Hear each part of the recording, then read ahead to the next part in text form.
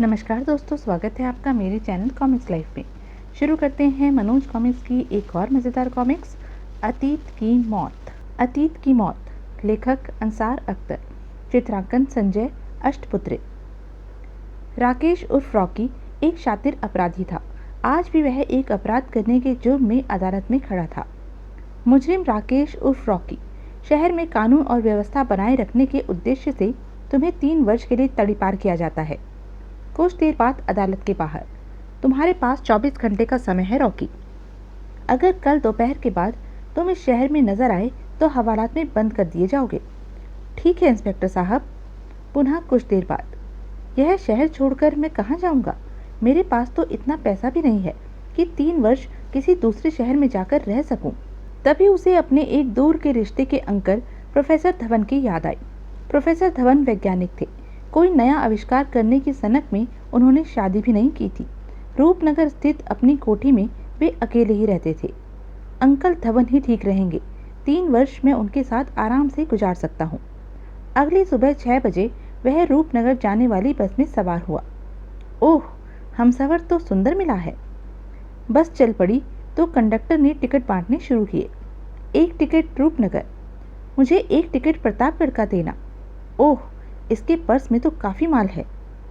इससे दोस्ती कर लेता हूँ, फिर मौका देखकर रकम पर हाथ साफ कर दूंगा। आप प्रतापगढ़ जा रही हैं? हाँ, मैं रूपनगर जा रहा हूँ। मेरा नाम रॉकी है। और आपका? ए मिस्टर, आप चुप होकर बैठिए। मैं अजनबियों से बात करना पसंद नहीं करती। लड़की ने उसे इतने ऊंचे स्वर में डांटा कि सब यात्री मुड़कर उनकी ओर देखने लगे। ही, मैं तो बस ऐसे ही पूछ रहा था। ही, इडियट। रॉकी खामोश होकर बैठ गया था। बस चलती रही और धीरे धीरे करके अधिकांश यात्री ऊँघने लगे। इसके सोते ही मैं इसका पर्स खाली कर दूंगा। कुछ देर बाद, ओह, लगता है सो गई है। अच्छा मौका हाथ लग गया है। उसने पर्स उठाकर खोला ही था कि तभी, यह क्या कर रहे हो तुम? मेरे रुपए? चोर कहीं के। ओह, शोर सुनकर, कहाँ है चोर? यह रहा, मेरे पर्स से रुपए निकाल रहा था। नहीं साले, चोरी करता है, मारो साले को, मारो। और सब उस पर टूट पड़े। धाड़ ढिशुम ठक, आह, उफ। हंगामा होते देखकर ड्राइवर ने बस रोक दी। अरे क्या हो रहा है? यह चोर है। तुम बस को पुलिस स्टेशन ले चलो। मेरे पास पुलिस स्टेशन जाने का समय नहीं है, बस पहले से ही लेट चल रही है। तो फिर इसका क्या करें? मेरी मानो तो इसे नीचे उतार दो। जब 10 किलोमीटर पैदल चलेगा तो नानी याद आ जाएगी। यही ठीक रहेगा। यात्रियों ने उसे बस से नीचे धकेल दिया। भाग जा। उफ, भला हो ड्राइवर का, उसने बचा दिया, वरना हवालात की सैर करनी पड़ती।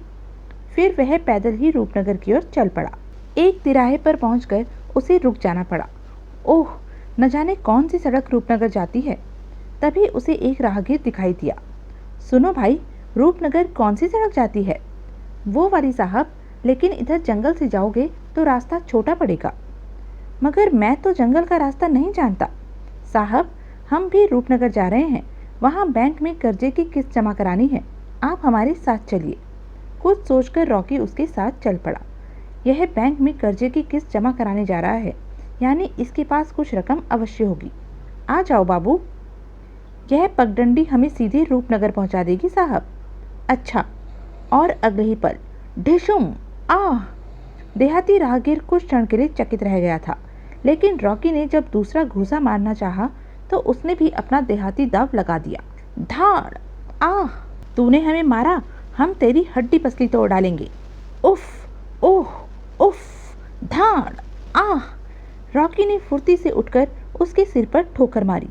आई। फिर निकट पड़ा एक पत्थर उठाकर उसके सर पर दे मारा। धाड़, मर गया। इसका माल लेकर रफू चक्कर हो जाता हूँ। इसकी जेब से सिर्फ 500 रुपये निकले हैं। चलो, खाली जेब तो भर गई। 500 रुपये के लिए उसने एक इंसान की जान ले ली थी। इसका उसे कोई दुख नहीं था। कुछ देर बाद, यही है अंकल धवन की कोठी। घंटी बजाने पर प्रोफेसर धवन ने ही दरवाज़ा खोला था। कौन हो तुम? सूरत तो कुछ जानी बेचानी सी लगती है। मैं रॉकी हूँ अंकल, आपका भतीजा, बम्बई से आया हूँ। ओह रॉकी, आओ भाई, अंदर आओ, बाहर क्यों खड़े हो? ड्राइंग रूम में आकर रॉकी ने बड़े दर्द भरे अंदाज में अपना कारोबार तबाह हो जाने की झूठी कहानी प्रोफेसर को सुनाई और कहा, बम्बई में मेरा घर तक बिक गया है अंकल। अगर आपने मेरी मदद न की तो मैं आत्महत्या कर लूँगा। रॉकी, वैसे तो मैं अपने साथ किसी को रखना पसंद नहीं करता, मगर चूंकि तुम इस समय बहुत निराश हो, इसलिए मैं तुम्हें कुछ दिन अपने यहाँ रहने की अनुमति दे रहा हूँ। मगर यहाँ रहकर तुम्हें अपने सब काम खुद ही करने होंगे। और हाँ, एक बात और, मुझे अपनी कोठी में बाहर के आदमी आना बिल्कुल पसंद नहीं है, इसलिए कभी किसी बाहरी आदमी को यहाँ ना बुलाना।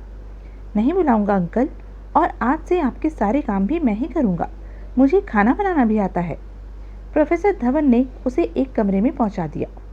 बुढ़े ने रहने के लिए कमरा तो शानदार दिया है, अब जरा नहाकर थकान उतार लूँ, फिर पूरी कोठी में घूम फिर कर देखूंगा। नहाकर वह कमरे से बाहर निकला और कोठी के भीतर घूमने लगा। घूमता हुआ वह कॉरिडोर के अंत में पहुंचकर रुक गया। ओह, यह कमरा तो लॉक्ड है। तभी, ए, तुम वहां क्या कर रहे हो? कुछ नहीं अंकल, मैं देखना चाहता था कि यह कमरा कैसा है, लेकिन यह तो लॉक्ड है। यह कमरा हमेशा लॉक्ड ही रहता है। अगर तुम इस कोठी में रहना चाहते हो तो कभी भूलकर भी इस कमरे के निकट ना आना, समझे? समझ गया अंकल। जरूर इस कमरे में बुढ़े ने अपनी दौलत छुपा रखी होगी। उसी रात। यह आवाज़ कैसी है? शायद बाहर कोई चल रहा है। उसने उठकर कमरे के बाहर झांका। ओह, बुढ़ा तो उसी कमरे में जा रहा है। आधी रात को वह उस कमरे में क्या करने गया है? कमरे में अवश्य ही कोई खास चीज़ है। उसने चाबी के सुराग से भीतर झांका। कुछ दिखाई नहीं देता। शायद दरवाजे के सामने पर्दा खिंचा हुआ है। फिर वह दरवाजे से कान लगाकर भीतर की आवाज़ें सुनने लगा। ऐसे लग रहा है जैसे भीतर कोई मशीन चल रही है या कोई हथौड़ी से किसी चीज़ को ठोक रहा है। फिर वह वापस अपने कमरे में आ गया। उस कमरे का राज जाने बिना मुझे चैन नहीं मिलेगा, कोई तरकीब लड़ानी पड़ेगी। अगली रात उसने प्रोफेसर को फिर उस कमरे में जाते देखा। कल भी यह ठीक 12 बजे कमरे में गया था और आज भी 12 ही बजे हैं। एक सप्ताह तक प्रोफेसर पर नज़र रखने के बाद उसने देख लिया कि प्रोफेसर रोज रात ठीक 12 बजे उस कमरे में जाता था। 8वें दिन रात के 10 बजे। आज मैं इस कमरे का राज जानकर रहूँगा। ताला खोलने में उसे कोई परेशानी नहीं हुई थी। अंदर आकर उसने दरवाज़ा भीतर से लॉक कर दिया और फिर दीवार पर टटोल कर बिजली का स्विच ऑन किया। ओह, यह क्या है? यह तो किसी तरह की मशीन लगती है। तो वह सनकी बुढ़ा यहाँ किसी आविष्कार में लगा हुआ है। निराश होकर वह वापस जाने के लिए मुड़ा तो अलमारी, हो सकता है बुढ़े ने अपनी दौलत इसमें छुपा रखी हो। लेकिन उसके हाथ निराशा ही लगी। यह तो बिल्कुल खाली है। तभी, ओह, आज बुढ़ा इतनी जल्दी कैसे आ गया? अभी तो 10:30 भी नहीं बजे। अगर बुढ़े ने मुझे यहाँ देख लिया तो घर से निकाल देगा। अलमारी में छिपकर ही मैं उसकी नज़रों से बचा रह सकता हूँ। लेकिन जल्दी में वह कमरे की लाइट बुझाना भूल गया था। ओह, यह लाइट किसने जलाई? क्या कमरे में कोई आया था? शायद मैं ही जाते समय लाइट बुझाना भूल गया था। मियाऊं। फिर प्रोफेसर शीशे की कैबिन के निकट पहुंचा।